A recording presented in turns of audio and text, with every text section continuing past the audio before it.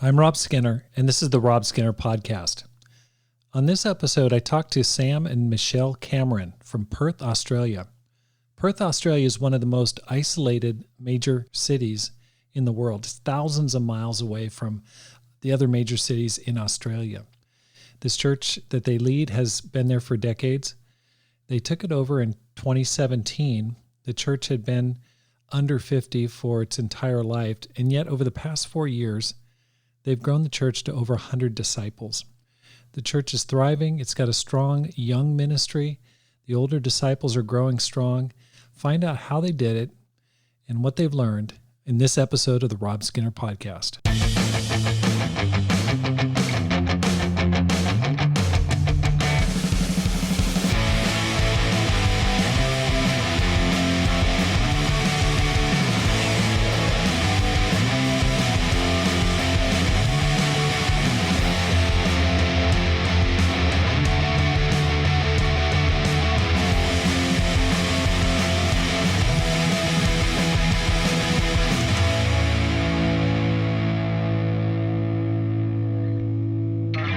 Welcome back to the Rob Skinner Podcast. My goal is to inspire you to live a no-regrets life, make this life count, and multiply disciples, leaders, and churches.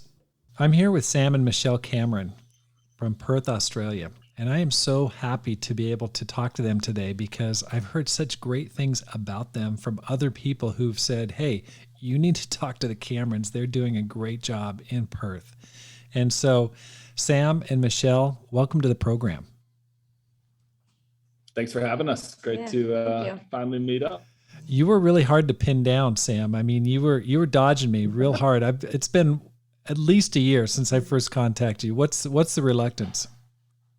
What's the reluctance? I don't know. We're not like, I think especially being in Perth, which is highly isolated, we are pretty, I don't know, we don't shun, but we avoid a lot of the, I don't know, global life, global politics. Okay. I want to talk more about that. Now, let's just start off by asking, how did you become Christians? You want to share first? Sure. I was born in Sydney, Australia. My parents were missionaries that had come over to start the church in Sydney just a year before I was born. And so they started the churches in Australia, Mike and Tess Fontenot. And so I grew up in the church, and I grew up, with parents that were very strong disciples and taught us to live that life, and that was our identity, that Christ was our identity as a family and as people. And so, so then when we moved to America when I was 12, and both my sisters had become disciples. I'm the youngest of three girls. And when we moved to America, I knew, I was 12, so I was on the cusp of kind of starting to study the Bible, wanting to be interested in that. So, we moved to Virginia. And one day I approached my teen leader and said, I'd like to start studying the Bible. And so they started taking me through character studies. And because I had grown up in the church, I knew these aren't the real stuff. This isn't God the gospel. And so I said to my team leader, thank you for that study in John, but I would like the real thing, please. And so there was some, obviously pride and arrogance came out in my sin list. So I started studying the Bible. My parents found out in their weekly staff meeting that I was studying the Bible. I think the team leaders said in some of the news studies, your daughter. So, so I studied the Bible and had great team leaders, had excellent team leaders that did their best with me. I also needed my mom to sit me down a couple times at the kitchen table and do sin study number 2 and number 3 with me. So I became a Christian when I had just turned 13. And so that was in 1995. And so it was a teen Christian, and then struggled real hard when I left for university. It was my first time kind of being out on my own, deciding, okay, do you believe this for yourself or just because you grew up that way? So I had a real, in a sense, reconversion process in university, mostly again, fueled by my own sinful decisions that had taken my heart a little bit away from God. But my parents called me every day my freshman year while I was struggling through that, and helped me to see Jesus again. So yeah. And since then, yeah, my faith is just really, really, I'm so grateful to become a Christian as a teen. Like, that saved me from so much, and made such a great foundation. I'm also grateful for the struggle I went through and kind of that reconversion, because that really solidified my faith as my own, and has been that way since. Yeah. Wow. How about you, Sam? Kind of the opposite end of the spectrum. I grew up in a tumultuous household, is probably a politically correct way of sharing that. And then got reached out to as I think second year or third year of university. I was at Old Dominion University in Norfolk, Virginia. Got reached out to by a young man named Kirk Valencia, a great Filipino American brother. And he reached out to me like in, I think it was like August of 2001.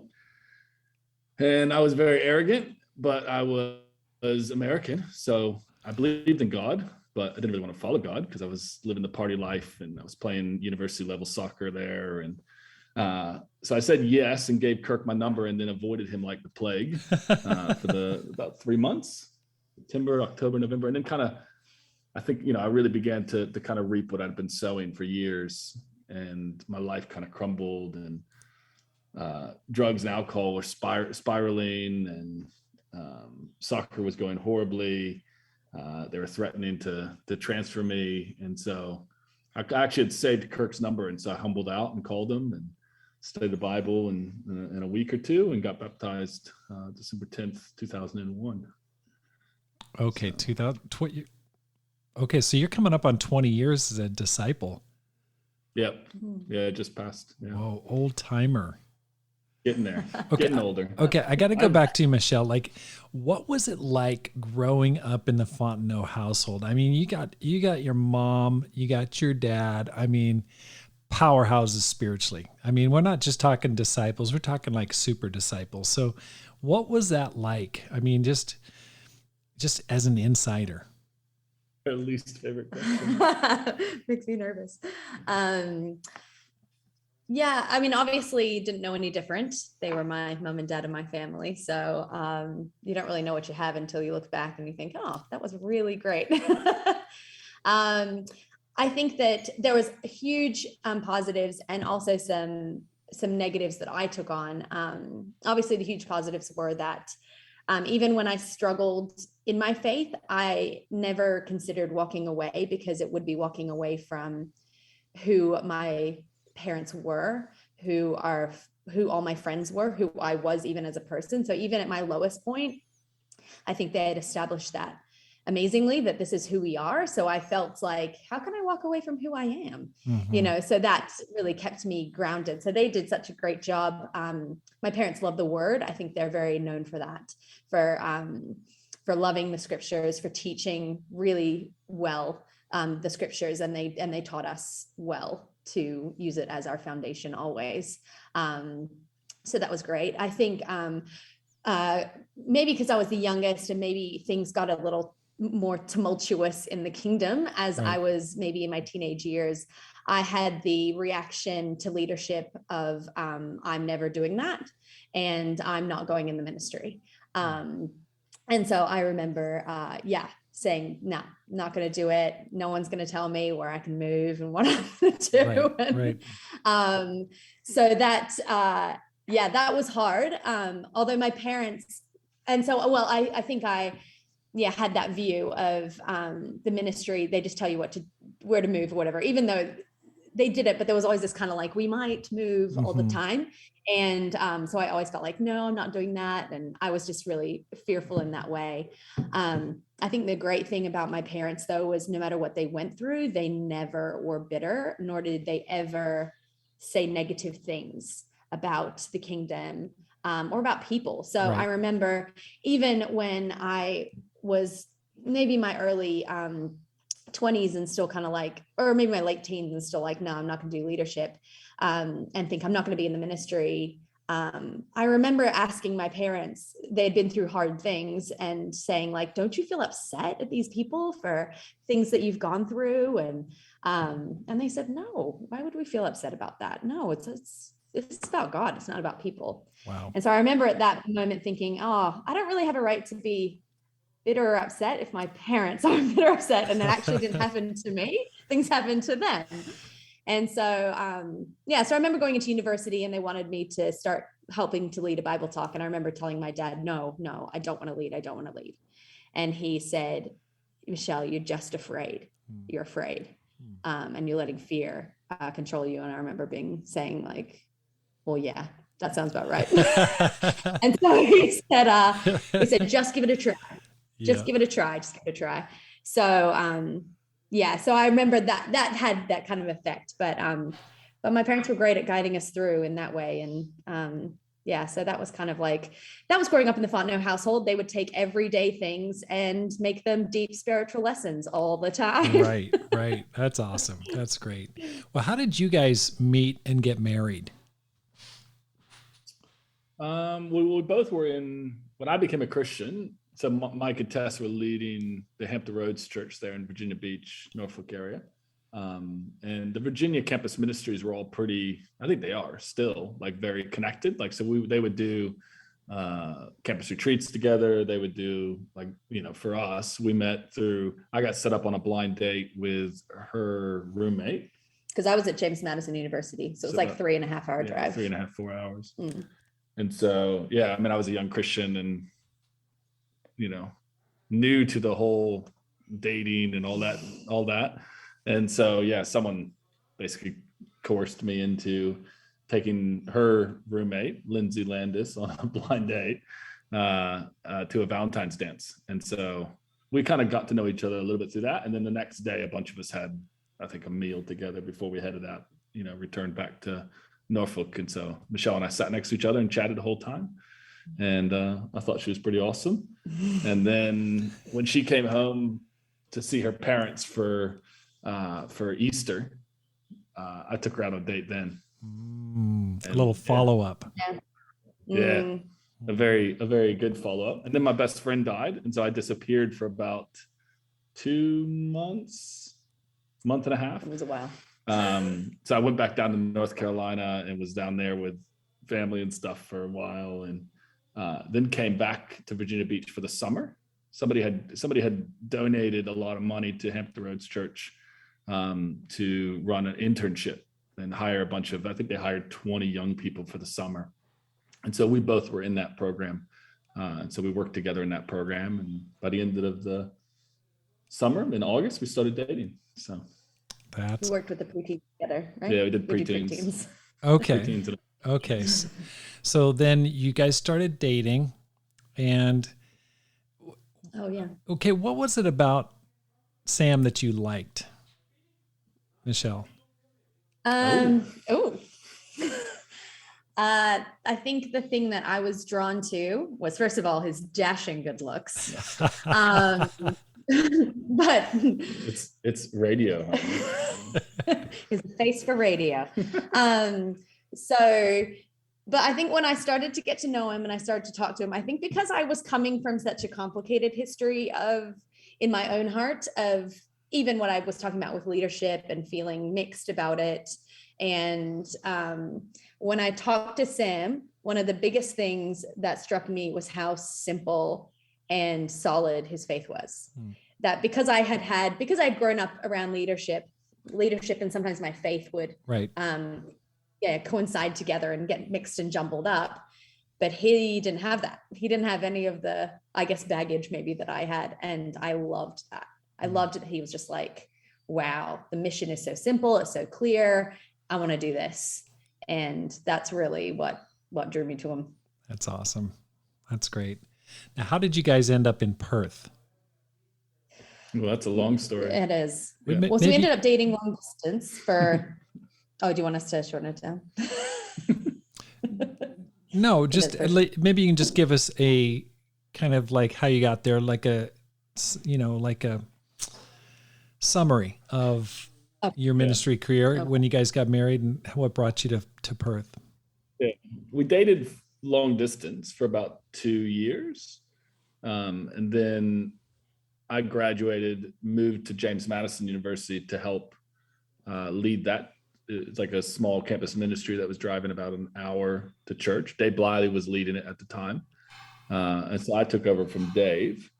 And Michelle and I went to graduate school, got our master's degrees from James Madison. We got married that same year, 2004. And we stayed there for about 3 years. Small town in Virginia, one of the typical university town. It's crowded during schools and then empty when the school's out. And so we stayed there about 3 years. And at that time, we were both doing ministry, pretty much full time, and working full-time jobs and getting our master's degrees. So Michelle was teaching special education in a public school. I was a soccer coach at James Madison, training their goalkeepers. And so we did that, for about 3 years. At the end of that, it was just not. We were tired. It's not sustainable. During that period, I'd come to Australia a couple of times with Mike Fontenot. Him and one trip was me, him, Kevin Rowland, Forrest Purcell.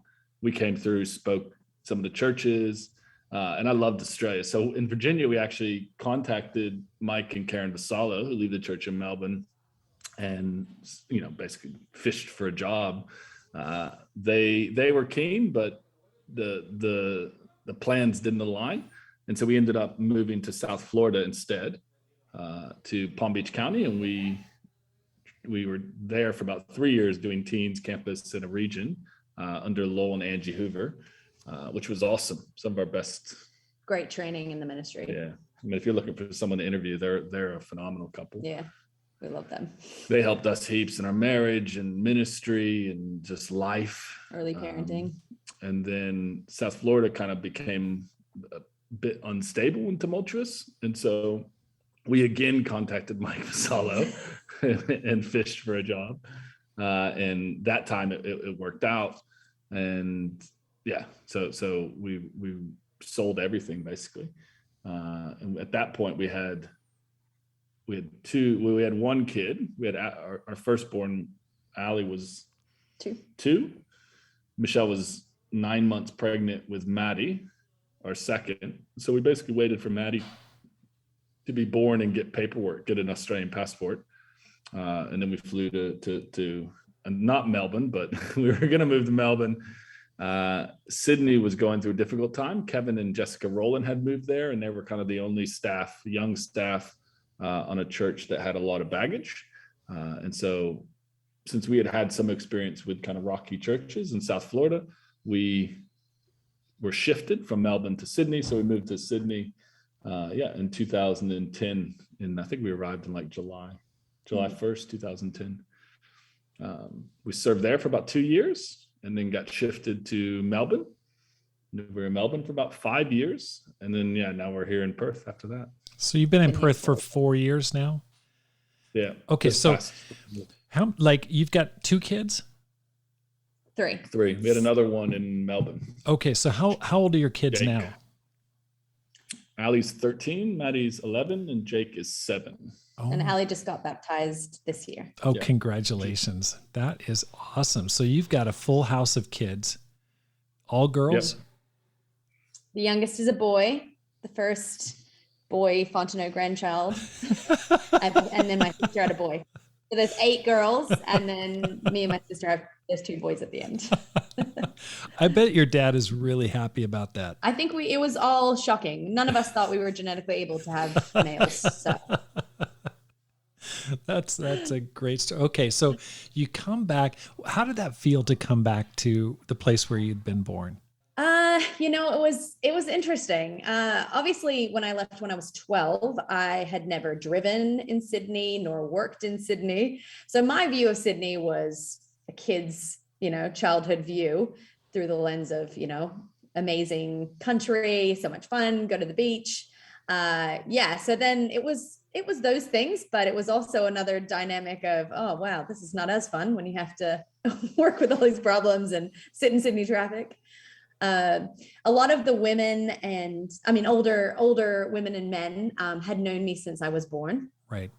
So that felt at first kind of intimidating to feel like, okay, I need to help figure out a way to lead these women who I have had as aunties my whole life. Right. And so that took some getting used to. But we loved Australia. The minute we moved here, we thought, yeah, this is where we want to be. So yeah, and it's obviously I sound very American, and so it's just very confusing for people where I'm from, what different Australian words come out every so often, but yeah, it was definitely different, but we were very happy to come to Australia. It was exhausting though. I mean, Maddie was only 7 weeks old when we moved. Yeah. So starting a new job in a new church in a new country. Wow. It's fuzz. I'm not sure what happened. It's a blurry, I think we did okay. A blurry 2 years. Okay. So I'm not an expert on this, but you, Michelle, you seem to have like what I would consider a light Australian accent. I mean, it's there. I'm sure it's harder for you to tell, but there's also some traces of American accent in there as well. So what got into you to go to Australia and live down under? I mean, that's about as far away from the eastern seaboard as you can imagine. Yeah, that's part of the reason. Crazy family does motivate it. I think the main thing was, like, I visited in 2004. I think I visited again in 2007. And I mean, we had lived in like religious Virginia, and I think after years of kind of the American religiosity and battling baptism all the time. Yeah, the kind of the hyper individualistic American viewpoint and the fragility that comes with that. The Australian culture, which is like unapologetically secular, right? I mean, America, you share your faith and you talk to 100 people, you get 90 yeses with 88, made up phone numbers. Right. I mean, Australia, you get 80 no's, but you get 10 yeses, and the 10 yeses will actually sit down. They'll actually have an honest conversation about their faith. And I think that really appealed to me. Wow. Kind of the idea of you don't have all the religious baggage, you don't have all the,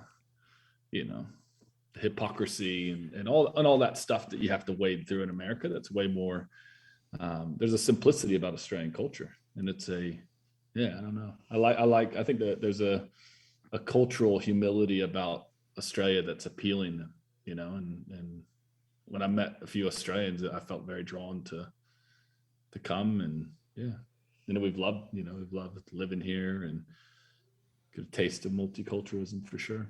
Yeah, it's a very community culture as well in that way. So yeah, I think it was good for us. I think that's one of the big things that Hoover's helped us with, is learning to form our own family and own identity, apart from Michelle's. That would be a big shadow to work under, Mike Fontenot. He's got such a long history, a great history. He's a person I totally respect. I mean, there's so many things I really appreciate about Mike. His conviction, his attitude of, hey, this is the way that I feel like God's calling me to lead, and I'm going to lead. But it would be challenging to work under your father-in-law, and at least under his area of influence. How do you, Sam, how do you work as your own man, but at the same time work with your father-in-law and just kind of maintain your boundaries? I mean, I do think Florida was probably very good for us in that regard. If you've ever hung out with Lowell and Angie Hoover, I mean, they are very individual, they're strong as individuals and independent in that regard. And I think for us, having, I think very formative years in terms of ministry training, early married life, parenting, having them training us was really helpful. And then even when we moved to Australia, we moved like with no guarantee the Fontenot's were moving, or the Versells or the Blyleys. It was we stepped out and we moved, and whether they all came or not, that didn't really matter. That was good. We were going to go because we felt like that's where God wanted us to go. So I think that helped. Right. I think that helped us to get, strong in our marriage and in our ministry experience, independent and separate from them. I think the other thing that helps is Mike and I could be very similar. Mm-hmm. And so, I mean, him and I, we have definitely butt heads a fair bit over the years, but we always hash it out. We always work it through, and we move on together. We run together the BMF, the Beam Mission Training School for the South Pacific, and we've done that together now for, I don't even know, 10 years, 8 years. So I think that helps, right, for sure. So you basically moved independently prior to Mike and Terry or Tess moving back to Australia. So it shows a lot of personal conviction. Sam, let me just ask you this. You've mentioned Lowell and Angie Hoover a couple times. Their son is actually in our campus ministry here at the University of Arizona.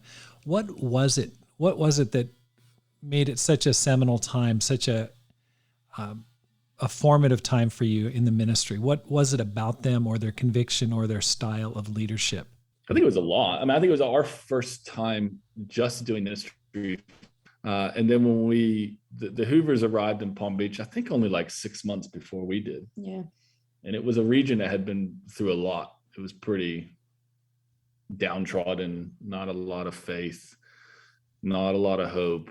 I mean, they had, I don't even know, 50 kids, and only one kid was a disciple in their teen ministry.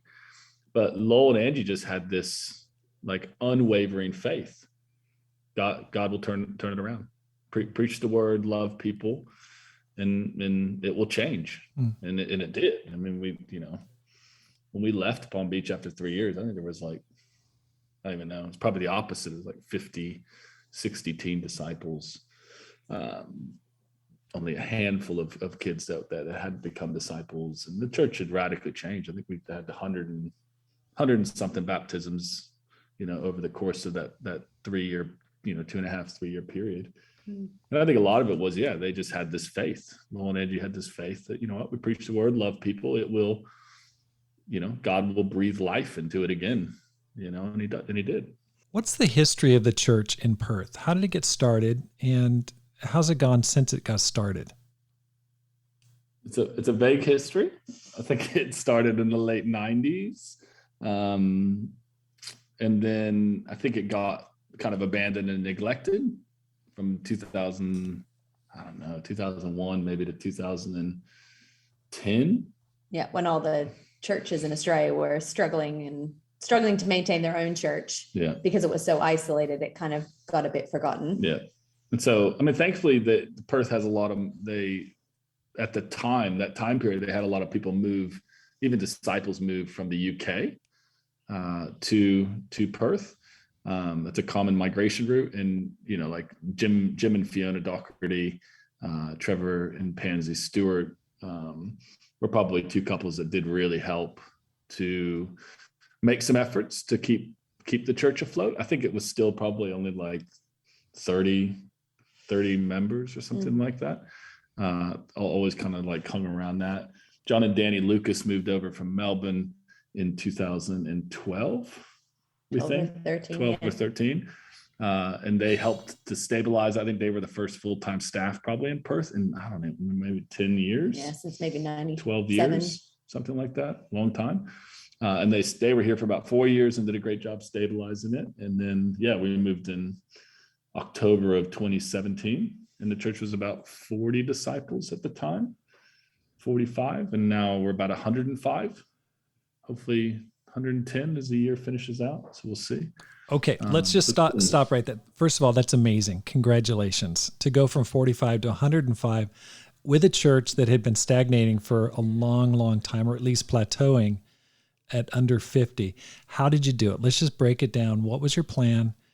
And what was your mindset going into it? How did you get it past 100?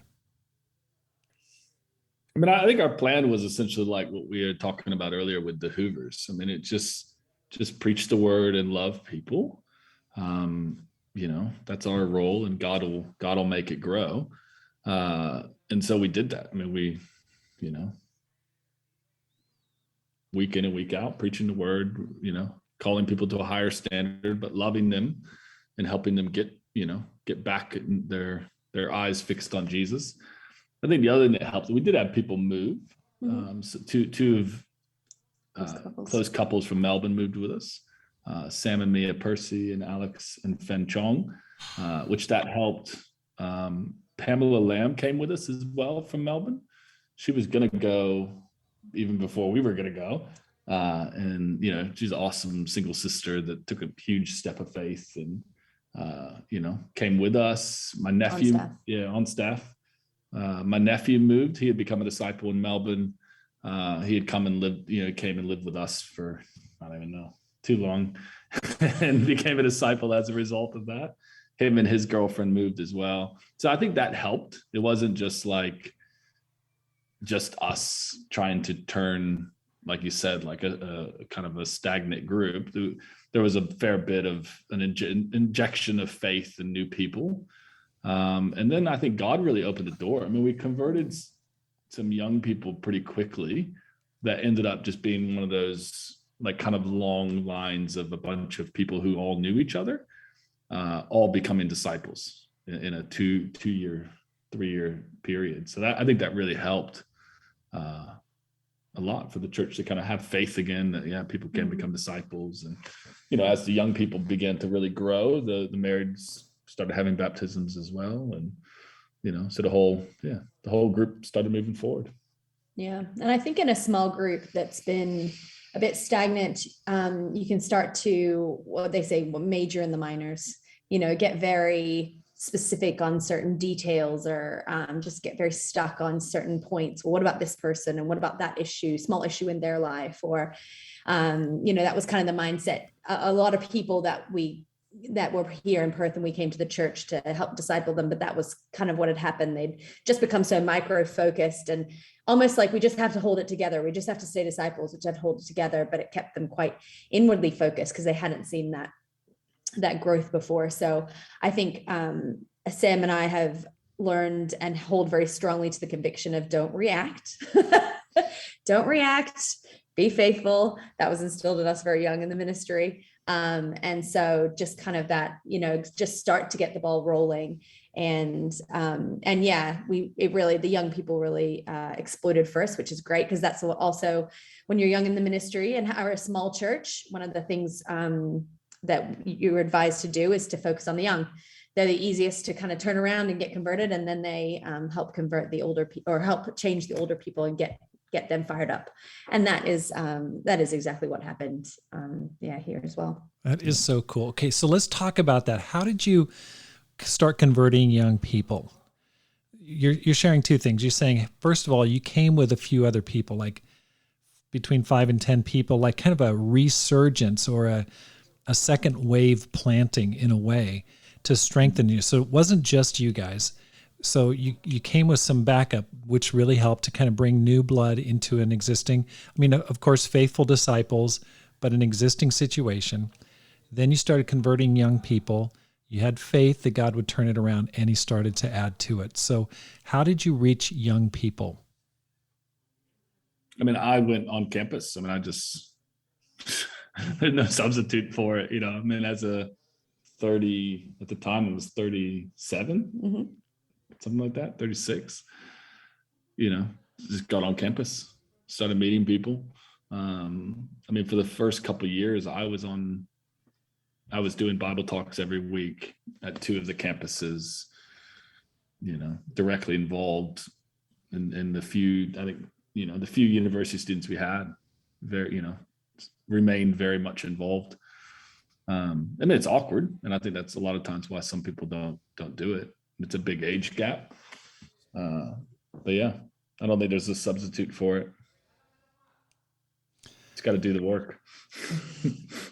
In the States, the culture is growing increasingly secular. Of course, not as much as Australia, what advice would you give to ministers who are wrestling with that and just going, hey, where's the responsiveness? People are much more on campus like, hey, I don't need Christianity. I'm not interested. I don't even think about it. Doesn't even cross my mind.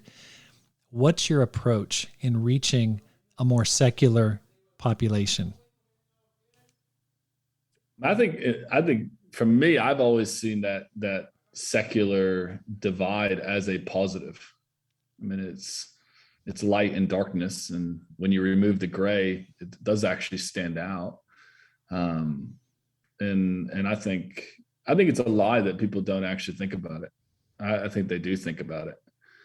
I think whether they even realize that they're thinking about it, and they're, I mean, secularism ultimately is empty, and it doesn't work.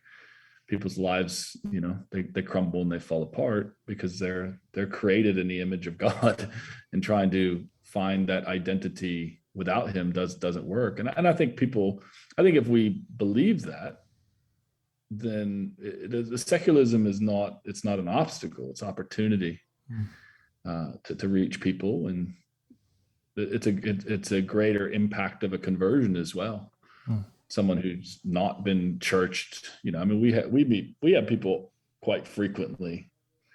Like we had a young guy who's hopefully getting baptized the next week or two. He brought one of his friends the other week, and it was the first time she'd ever been in a church. And that's a great thing, right? And a great opportunity, because they're a blank slate. So if we can take the time to teach them and train them properly, they actually have a great solid foundation with very little religious baggage.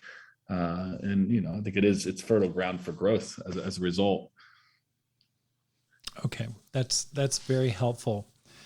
So you just went on campus, even though you're a little bit older, and just had faith, and God worked, pushed through the awkwardness, and you view kind of the secular environment as a positive rather than a negative. Michelle, what are your thoughts? Well, I agree with all Sam's thoughts, of course. I had Pam as my girl intern, so she's younger than I. So and then having 3 kids, she's very helpful. She'd be my legs on campus a lot. So that's always very helpful when you're a mom.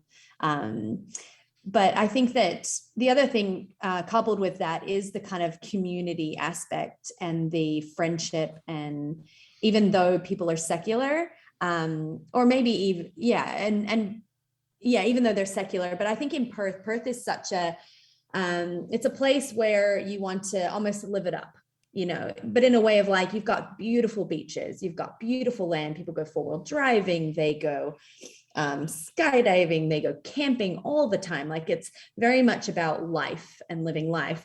But because of that, people do things a lot together. And there's a lot of community, there's a lot of outdoor community. We've never been in even a school community here that was so tight knit that, I mean, so many friends and so many people, they're just, they pour themselves into the community. And I think that's what I see. People are looking to pour themselves into something, secular or not. And here in Perth, it's a lot of those relationships. And so I think with these young people, we built strong relationships with them. We built great friendships with them, brought them into our family. We open up our lives. I mean, Sam and I have never really done the ministry around our family. We've never been in the same city doing the ministry. So we've always had to create our own family wherever we are. And so that's the church, and that's all these people. We bring them in, and I think that really helps, secular or religious, that helps people. Right. And I think that's really made a difference, because people then we connected to them, they connected to us, and then they brought their friends, and we all connected. It became this big friendship family circle that they bring more people to. Yeah. Building family. Okay, fantastic. One of the most common questions that I get from small church leaders, small ministry leaders, is how do you instill faith in middle-aged Christians? People that have been around for 10 years, 20 years, even 30 years, who've seen it all, heard it all, maybe have a little bit of baggage from the past. How do you get them going again? Yeah, and I think it's like earlier we were talking about, I think as simple as the Ezekiel Valley of Dry Bones. It's just the word. And if we can preach the word, accurately and, I don't know, not correctly, but I think really learning to draw out actual scriptures. I think a lot of times it's topical and it's shallow, and that doesn't sustain or reinvigorate your faith. It's got to, they need meat. They've been around for a while. They need depth. Like we're doing our midweek series right now on Revelation, and a lot of those middle-aged disciples you're talking about are, have come up to me and said they've never, they've been disciples for, I don't even know, Jim and Trevor, 30, 40 years, and no one's ever gone through Revelation. So I think, that's important. I think that's probably one of the keys. Yeah. And I think I've learned that from Michelle's dad, Mike, but also Ed Anton, of just, you got to draw out what the word says, not your own agenda, not your guess of what the topical needs are. Like really just preach the word verse by verse. Mike and Ed are like known for the expositional teaching that that's their thing. That's like their bailiwick, so to speak. How have you guys seen God work in your ministry? You've grown it from 45 to 105. Any special miracle stories that you go, that was the presence of God. That was God working powerfully. Anything like that? I think Pam is a good example of that. She was a single woman that took an enormous risk. Melbourne at the time was a 290 member church. A lot of young people, and she moved to a church of under 40 with very few young people, with not great prospects of finding a spouse, but she took that leap of faith, and she's getting married she's getting married January to a guy that is the first conversion we had when we moved here, which is great. And they're both working part-time in the ministry. That's I think awesome. God blessed her. He blessed her leap of faith, and provided for a husband that hopefully will do the full-time ministry, which she loves as well. Yeah. I think we've had a lot of families, a lot of family miracles. I'd say one of the first married women that got baptized was a doctor that she had met. Another doctor and another nurse that are in the church here met her at a conference. She was moving to Perth from Albany, which is a rural town. And she said, "Oh, I need to find a church." And she had sat right next to them, and they said, "Well, that's handy. We have a church for you." And so she studied the Bible, got baptized. Then her husband studied the Bible, got baptized. Then her son studied the Bible, got baptized, her 19-year-old son.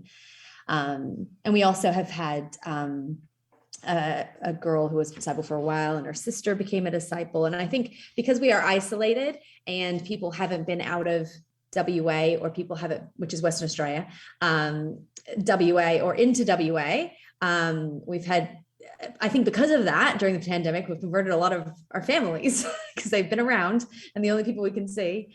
So we also this year had a guy named Bailey become a Christian. Yeah, it was the last baptism of last year. Last baptism of last year. And he was terrified. His family was quite religious. He was terrified to tell them he was becoming a Christian.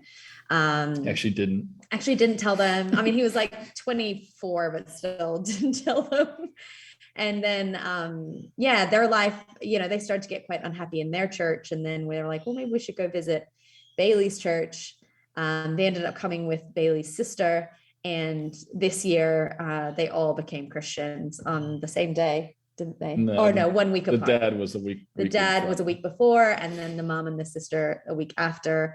And that was just, they're such an amazing family. So great, such givers.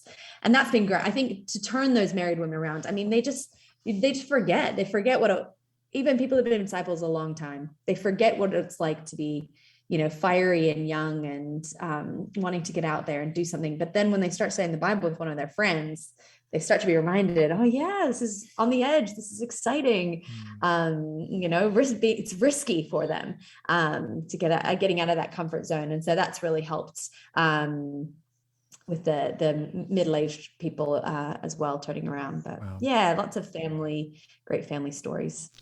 I did an interview a while back with John McGurk from Paris, and he talked about your heavenly entourage, you going to heaven and bringing your entourage with you and converting families. And he attributed much of the growth there in Paris to that. And it sounds like the same type of thing God is doing there in Perth, where you're reaching out to a lot of different relationships. You're converting one person, a man or woman of peace, and then those relationships are bringing other people into the kingdom. Is that on target? Yeah. I think Perth's a size city too, where it's, there's not very many degrees of separation. No. So you convert one person and, What's the population? in the state, it's 4 million or something like that. Yeah, the whole state. But the state is huge. It's like, I don't know, from Colorado West or something. Mm-hmm.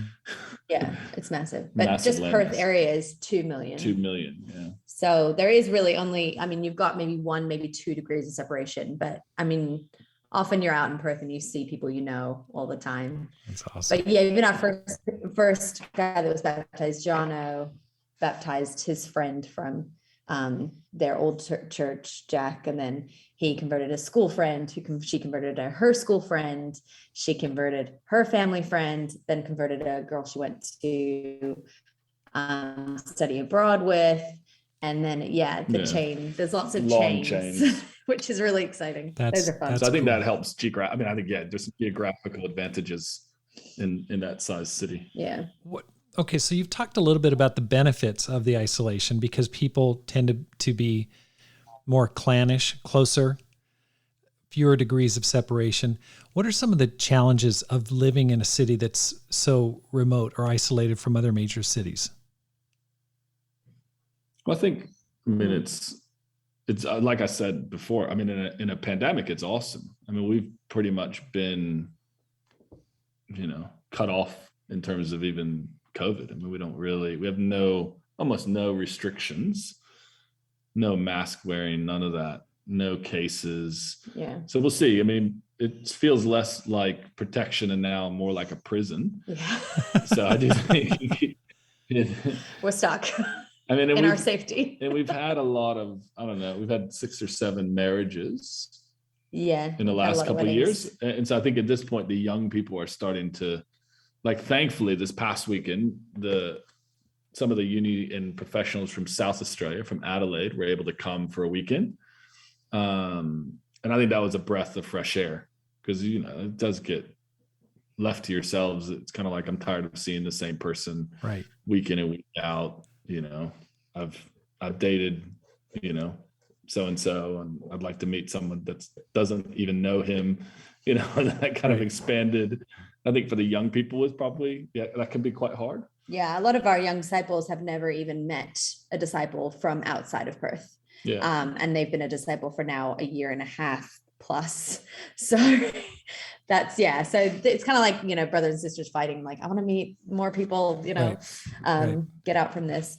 But so that has ended up hard. It was a blessing at first, and now it's ended up hard where we just haven't been able to have that injection of, when you go to a retreat or you go to a conference and you kind of just get a new perspective, or you just see something different. It just kind of gives you a fresh feeling, which then when you come home makes you glad for home because you're like, now I feel refreshed coming home.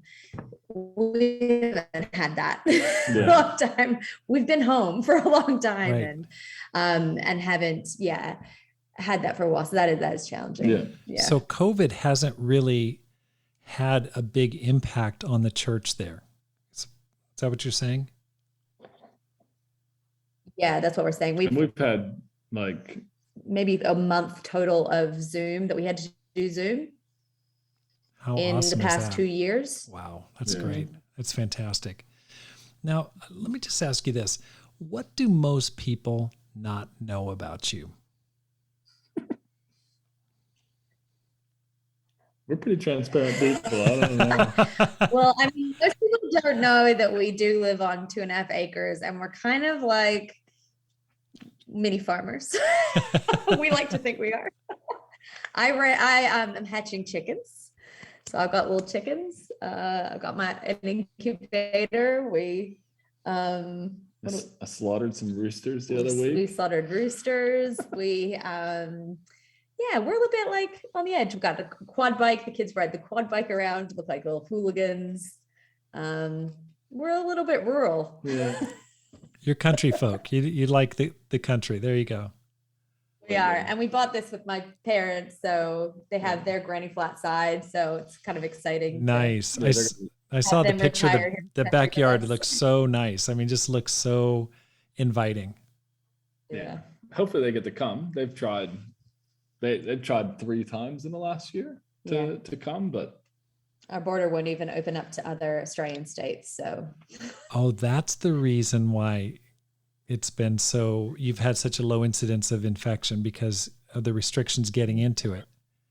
Yeah. I mean, we have a desert that separates us from the rest of Australia. So it's you can drive it, but they just close that one or two roads, and that pretty much stops. No, have you ever driven across the country to Sydney from where you're at? You ever gone through the outback? No. My mom and dad have, though. Yeah. There's a long road called the Nullarbor, and it's just nothing for hours and days and days. Yeah. I mean, our closest capital city is Adelaide, which if you got in the car and drove straight without stopping would take you a little over 24 hours. Oh my gosh.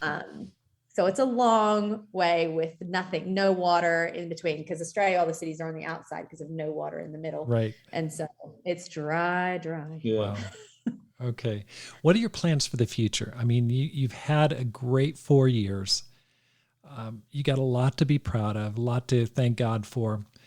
What do you get excited about as you look to the future? I think hiring more staff. I think, we have Pamela Lamb's on halftime, and her fiance Jono is on halftime. So I think, getting additional full-time staff. I think early next year, I think we'll appoint deacons. Year or two after that, elders.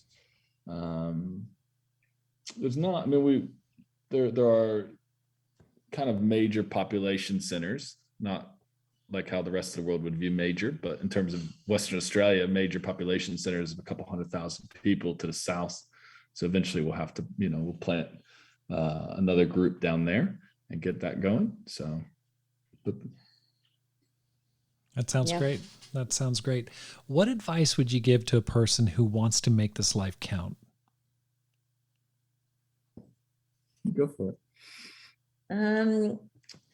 I think that, when, people are young and they want to go on adventures, they want to do something, or, it's great. Make your life count we were just talking about that actually, of how that coincides then with kind of, that kind of simple faith life. And I think that, if you want to make it count, then it's really your personal relationship with God. I mean, obviously that's an obvious answer, but I think that we've been in so many different cities and many different churches. And the thing that has sustained us through all the places is not the circumstances, but our relationship with God and our faith. And I think that to make your life count means that your connection with God and the rock that you stand on is really solid, so that no matter what the circumstances are. I mean, some of those moves we wanted to make and some of them we didn't. Some of them we did happily and some of them we did dragging our feet.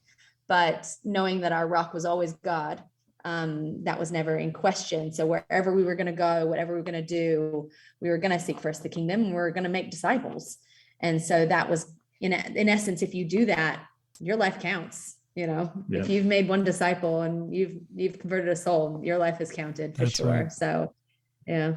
Yeah. I think it gets easy sometimes to pursue doing the great things, but then not do the little things. And so I think just doing the little things day in and day out, is vitally important. And if you don't do the little things in your tiny unknown ministry, like, I mean, you're probably not going to do your the little things that are necessary on a grander scale. So I think just learning to embrace that simple life of just follow Jesus, do what he says, and where that takes you, that's up to him. But wherever it is, you've got to do what you're supposed to be doing, what your role is, planting and watering. I was just reading a book called Good to Great. This is a book that's been out for decades now, but it talks about how some companies will go from good performance to just fantastic performance, exceptional in its category. And that's one of the very things that's mentioned is for companies or organizations that do exceptionally well, they call it getting the flywheel going, basically doing the small things over time that really bear amazing fruit in the future. And that's kind of what I hear you saying there, is that when you're in, what it talks about is when you're in that kind of a company, you don't really see the big things happening. It just seems like you're just kind of grinding it out day by day. But when you're an outsider, after a few years, you go, whoa, that's growth. That's amazing what's happened. And it's tempting to go, what big thing did you do to get that organization going? And I guess what I'm hearing you say is that doing the little things over time, having quiet times, sharing your faith, it adds up. And before you know it, something amazing has happened, and you go, whoa, that's pretty awesome. Would you agree with that? Is that what we're talking about here? Yeah, and I think especially in small churches that are stuck, people, they look for the silver bullet. They look for some, external variable shift that will work magic. And, I don't know. I mean, we've done lessons on it in the past and talked about, like, Ephesians 5 talks about how we are light. We are meant to live as children of the light. And if we do that, if we live as we're meant to live, then what does light do? Light exposes and it illuminates and creates more lights. And there's a simplicity about that, but I think a lot of times, in smaller churches or ministries that have become stuck, we look for other solutions than simply the most basic one.